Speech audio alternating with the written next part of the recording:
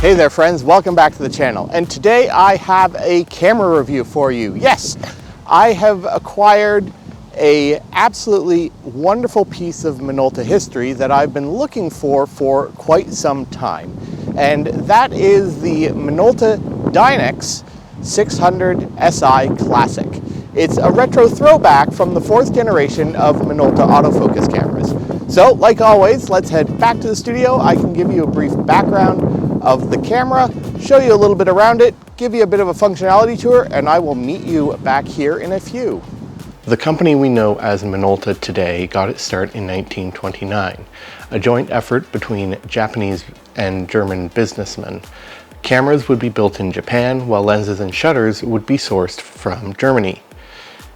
In 1933 was the first time we actually saw the name Minolta appear, and it was actually as a camera brand. So a line of cameras produced by this company, and they were simply Minolta and then the various models attached to it.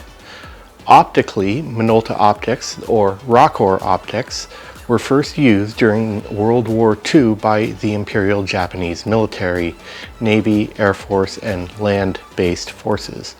Following the war in 1948, the first 35mm Minolta camera was released. SLRs would come in 1958 with interchangeable lenses using the SR mount.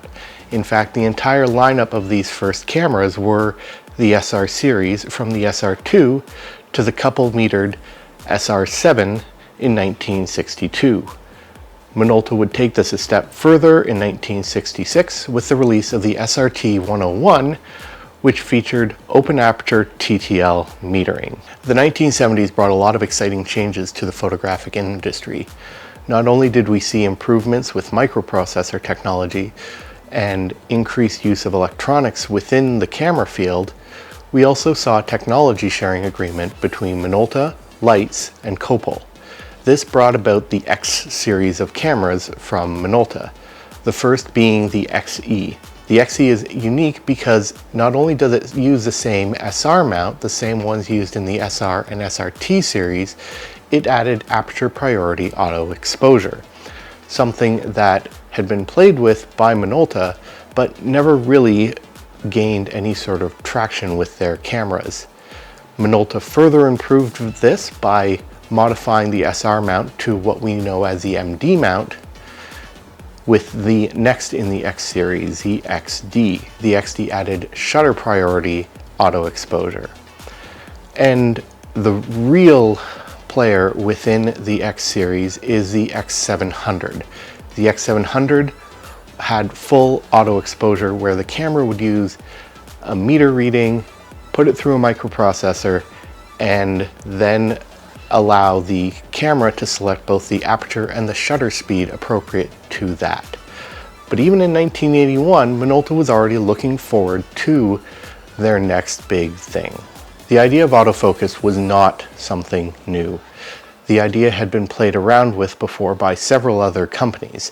Nikon had released a 6-pound beast of a lens that allowed for autofocus as early as production of the f2 in 1971.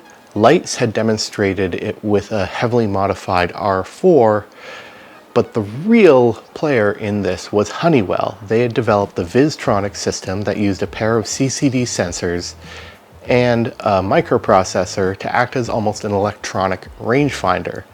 This Vistronic system was licensed by Konica, who put it in their C35AF, and it became the first mass-produced autofocus camera, being released in 1977. When Minolta started to play with autofocus, their head researcher decided that they would build a whole new system and a whole new lens mount, but not just release a one-off camera system similar to what Nikon, Canon, and Pentax had done with their earliest autofocus options. So in 1985, the Maxxum 7000 hit market, and it didn't just have 1 or 2 lenses. Oh no, it had 12. It was an entire system that was ready to go from the start, and quickly became the world's first commercial success in the autofocus SLR market. Now, the one thing that also set the Maxxum series apart was that in addition to having a brand new A mount, the autofocus motor was located in the camera body, and it did away with any real physical controls, going instead with buttons, screens, and menus. And it was a hit. So much so that in 1988, Minolta made some improvements to their autofocus detection system by adding a third CCD sensor to the mix and a brand new form factor designed by German industrial designer Hans Muth, and released the I series, or the second generation cameras. This also introduced the idea of a creative expansion card system that would add features to the various cameras that supported it beyond stock functionality. The third generation, or the XI series, also introduced the new XI lineup of lenses, which allowed the camera to not only autofocus, but auto zoom to make the best possible composition. And this could be enhanced further by that expansion card system. Of course, in 1991, when the XI series came out, Honeywell hit Minolta with a lawsuit for copyright infringement of their of their Vistronic autofocus system, and Minolta lost. It wouldn't be the first lawsuit that they faced with the Maxxum series. But it did allow Minolta to go back to the drawing board and produce a brand new autofocus system. In 1993, armed with a new autofocus system, Minolta released their fourth generation cameras, the SI series. The SI series retained much of what the Maxxum's SLRs had in the past. They were designed around buttons, screens, menus, but now you started to see a little bit of introduction of command dials into the camera bodies themselves to add back some more tactile functionality. Other than that, there also were a much smaller form factor system, and the fourth generation is probably the most confusing because it had the most number of models that all had different names and number designators beyond what they had in the previous generations. So it makes it a little bit confusing. But while the 700 model continued to be that prosumer market segment, there was an interesting little camera that was released at the same time, the 600si Classic, to both the North American market as the Maxxum and the European market as the Dynax. What set it apart was Minolta had decided to take a step backwards to put a leap forwards. And yes, you started to see the addition of physical controls back to the camera system. This was a huge change to the Maxxum series to this point, and unfortunately it was a little bit ahead of its time. The 600si was essentially a slightly better than the consumer 500 series cameras, but a bit more stripped down from the 700 prosumer series. It lacked the iStart functionality and that expansion card system, and there were no menus, only a few buttons. Everything else was done with switches and dials. There was a second version of the 600si Classic that was released later in the 90s, the 650si Classic, that added a faux panoramic masking and a quartz date back to the film back that could imprint just the date into the corner of your camera. Ultimately, these were not big sellers. They were really niche market cameras, and they were probably discontinued around the 1998 mark. But the design influence was clearly felt in its age, with contemporary cameras such as the EOS Elan 2E and the Pentax MZ5 and 5N. But you also saw it in the 5th and 6th generation cameras such as the Maxxum 9 and the Maxxum 70, which brought about a little more hybrid approach. And even still today, you see it in Olympus and Fuji mirrorless options. So why don't we take a look at this rather unique entry in the history of Minolta's autofocus SLRs. Meet the 600si Classic. It is an absolutely gorgeous camera that follows much of what the SI series is, but with some key differences. It is absolutely gorgeous in its look and its feel.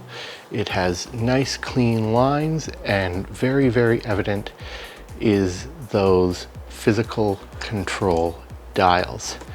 I'm a big fan of this camera and the physicality of it.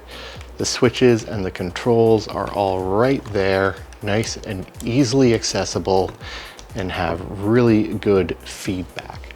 But the biggest problem with these cameras is their build quality.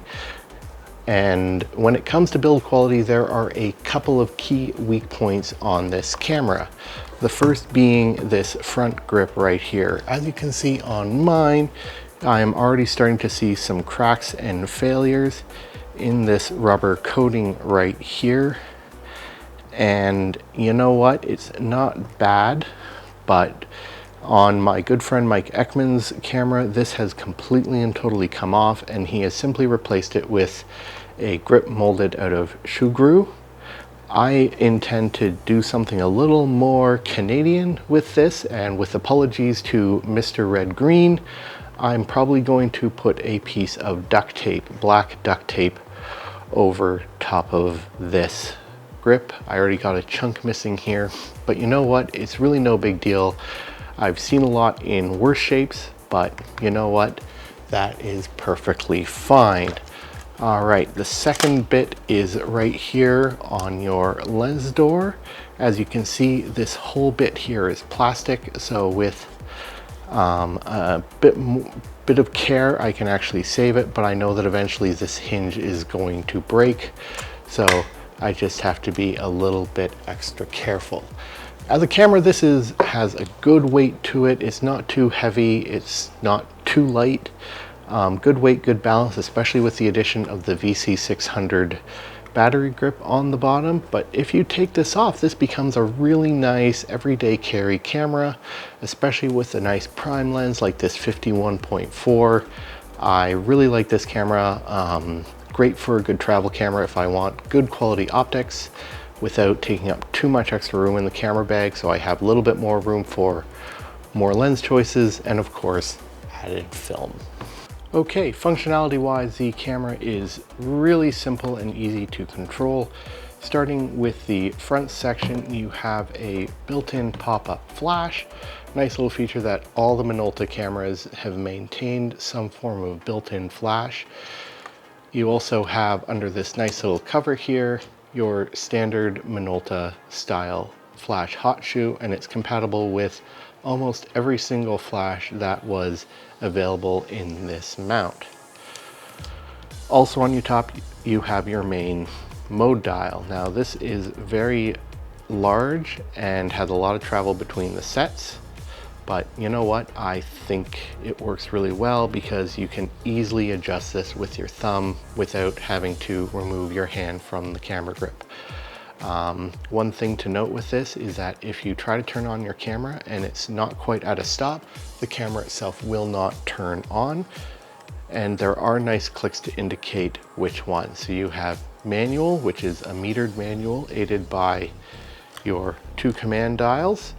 You have your shutter priority, program mode, and aperture priority. You also have along here are your drive modes. So you have bracketed, multiple shots, single shot, another multi-shot, and the built-in self timer. I like to just keep it there. On the back, you have your 3 metering modes. You have your averaging mode, spot, and center weighted. And you got a little thumb switch right here, which at the center you have your AE lock. You also have back here is your AF. You have a wide, or you have a narrow, and this is indicated by a targeting reticle in your actual viewfinder. You also have here your on-off switch, lock for off, manual ISO adjustment. This will automatically take a reading off of any DX code film and set it. or you can, and then you'll have to manually adjust it by using your thumbnail, pressing here, and then display up on the main screen and use your command dial there.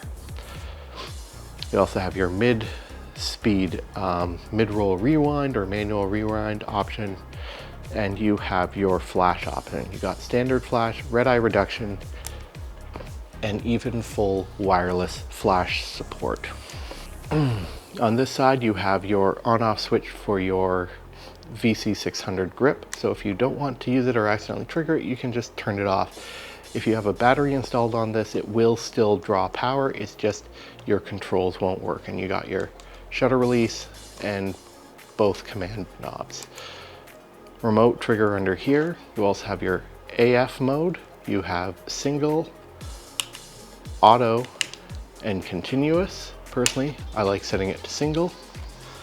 On the front here, you have your depth of field preview, autofocus, manual focus, your lens release, and your shutter speed, your flash mode. Film release here, a second mounting lug for your camera strap, and that's to release the battery tray from your VC600 grip. You also have at the top, you have your EV adjustment. You can go plus or minus 3 stops, which greatly increases the films you can actually shoot in this, because you have at the low end ISO 6 to a top one of ISO 6400. So with a plus minus 3 stops, that greatly increases it. All right, that is a general overview of the functions of the camera itself. Let's get a lens mounted and film loaded and get out into the field and shoot.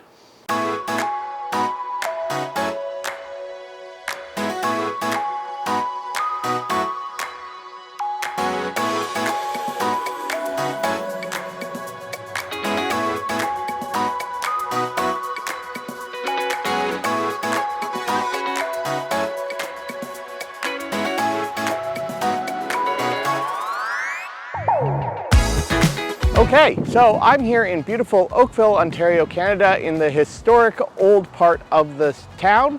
I have my 600si Classic loaded with Eastman 522XX, which I'm rating at 200, and I'm going to be developing it in zone imaging 510 Pyro. I also have the Minolta Zoom, a f/24 to 105 millimeter, the advanced kit lens that normally shipped with the Maxxum 7, but it actually works really well here on the 600si Classic. All right, let me talk about my experience with this beautiful camera while we shoot through the downtown. All right, let's go.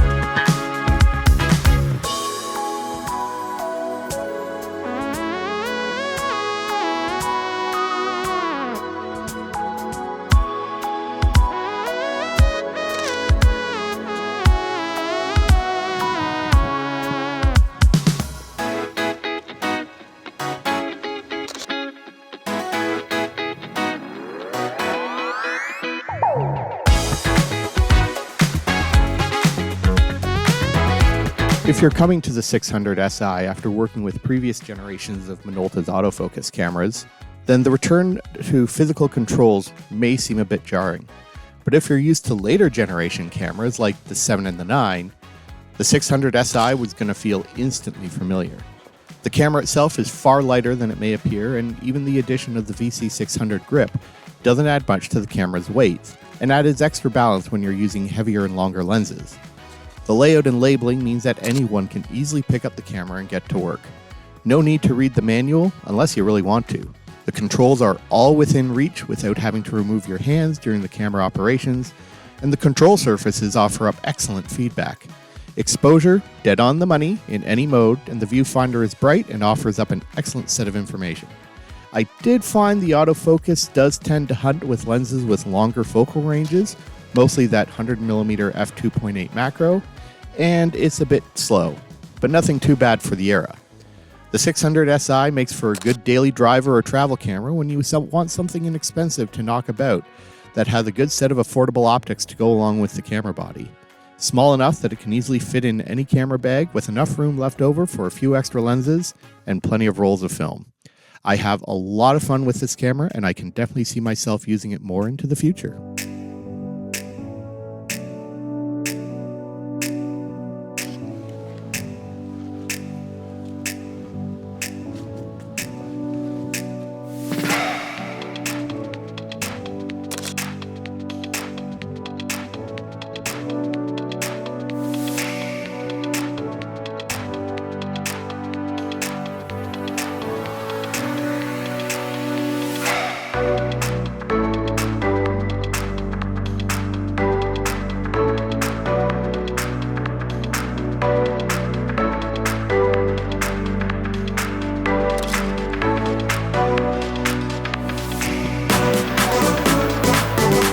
Now, if there's one thing that makes Minolta autofocus SLR stand out is that it's the lenses. And like every other Maxxum I have and have used, I always praise the glass. So I'm going to switch out the 24-107 for the 102.8 macro, finish off the roll while I send you back to the studio to talk a little bit about what lenses options out there and what I've actually shot on the 600si Classic, and I'll see you back where we started. All right, see you in a bit.